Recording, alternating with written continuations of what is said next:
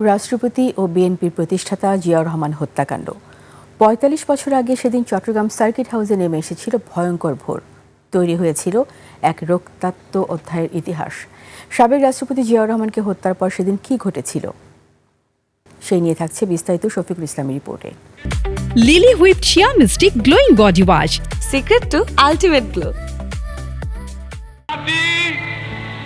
তাদের ভাগ্য উন্নয়নের জন্য নিজেরা নিজ হাতে চেষ্টা করে না, আল্লাহ তাআলা তাদেরকে সাহায্য করেন না। ১৯৮১ সালের ৩০শে মে সকালে চট্টগ্রাম সার্কিট হাউসের নিস্তব্ধতা ভেঙে যায় গোলাগুলির শব্দে। সার্কিট হাউসে সেদিন অবস্থান করছিলেন সাবেক রাষ্ট্রপতি বিএনপির প্রতিষ্ঠাতা জিয়াউর রহমান। সেদিনের সেই ভোটটা পরিণত হয়েছিল বাংলাদেশের রাজনৈতিক ইতিহাসের এক রক্তাক্ত অধ্যায়ে। আমার এই শার্টটাই আপ করছিলাম।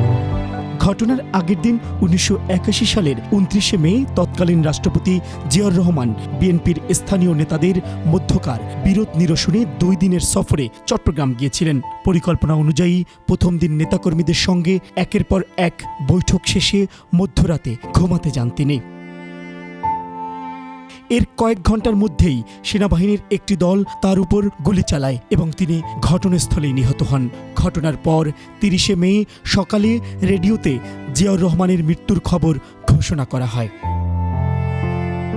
হত্যাকাণ্ডের কয়েক ঘন্টা পরেই জিয়াউর রহমানের মরদেহ গোপনে চট্টগ্রামের পাহাড়ি এলাকা রাঙ্গুনিয়ায় নিয়ে যাওয়া হয়। সেখানেই একটি পাহাড়ের পাদদেশে জিয়াউর রহমানকে কবর দেওয়া হয় বলে তখনকার একাধিক পত্রিকার খবরে বলা হয়েছে।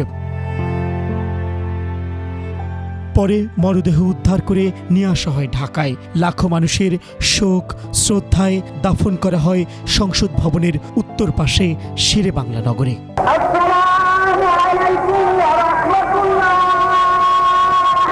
শফিকুল ইসলাম, ২১শে টেলিভিশন, ঢাকা।